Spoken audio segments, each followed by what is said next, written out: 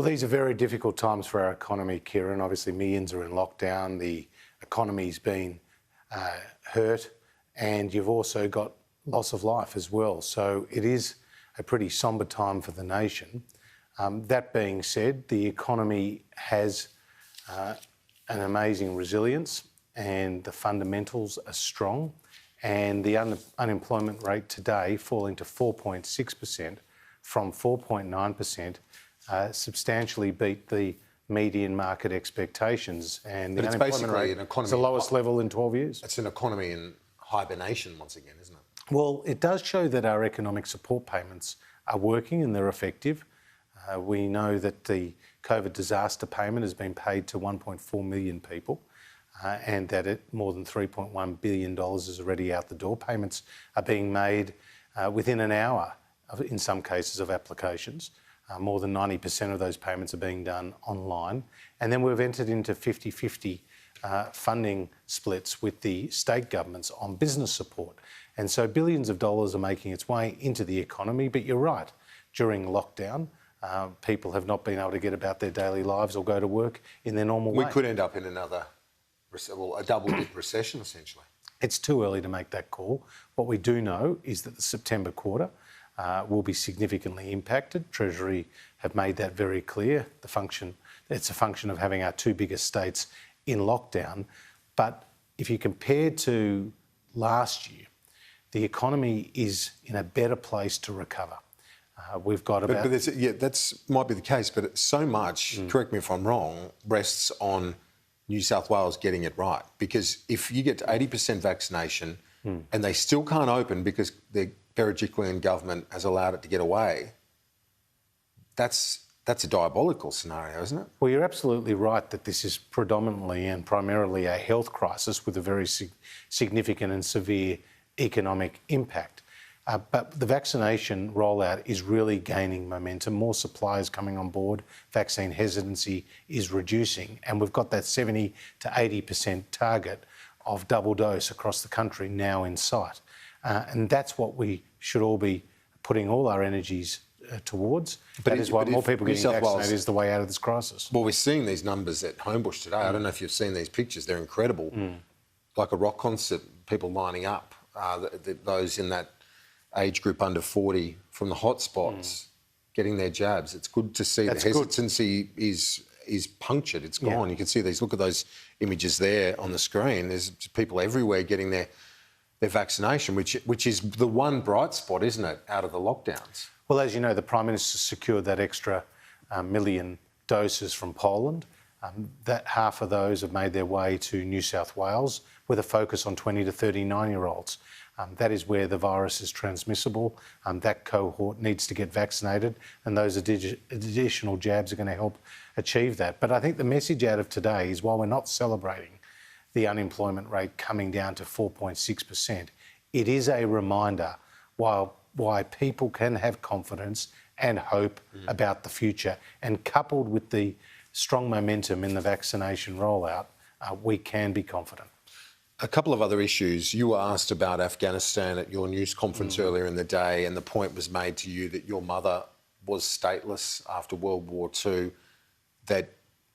and you were asked about the humanitarian response that the government's afforded to what will be effectively stateless people after fleeing Afghanistan. Should we be more generous, like the United Kingdom, with upwards of 20,000 positions that they've offered?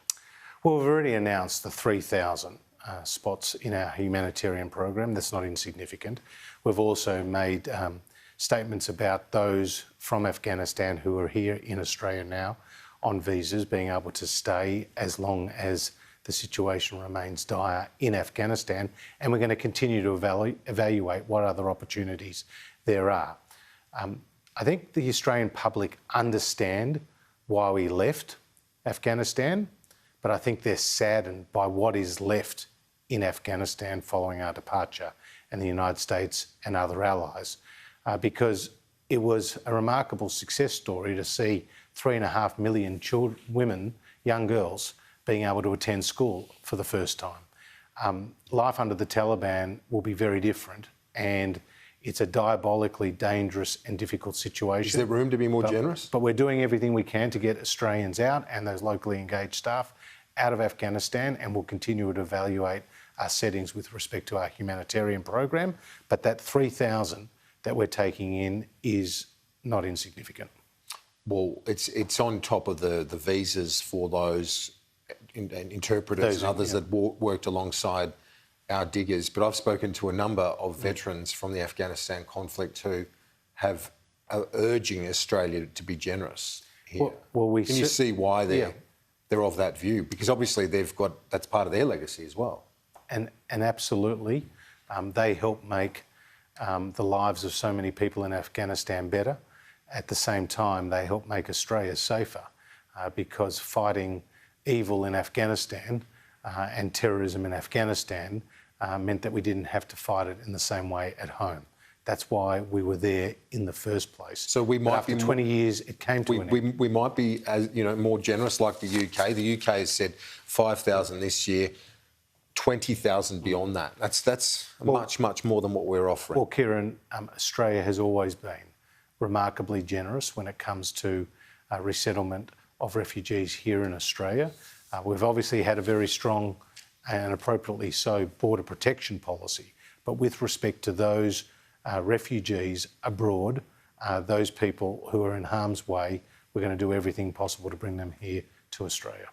We're standing by to go to the Prime Minister. Our viewers can see pictures there of his courtyard. I want to ask you, though, about a speech you gave in launching a book for Senator Andrew Bragg and about the Indigenous voice to Parliament. You're urging those who want that to happen to bring voters with them. Can you explain your thinking on that? Well, Andrew Bragg's written an important book and it's about the broader issue of reconciliation, and in that book he traces the very proud Liberal tradition in advancing Indigenous affairs, and he references Harold Holt and he references Malcolm Fraser and land rights, and of course Tony Abbott's passion and Ken Wyatt and so forth, and what we're doing on closing the gap. All of that's been important. But then he touches on the Uluru Statement and the voice and the constitutional change that would be required to implement that. My point is there may be a broad consensus at the moment for some form of constitutional change to recognise Indigenous Australians. But right now, we don't have that broad consensus of support for the voice as being proposed.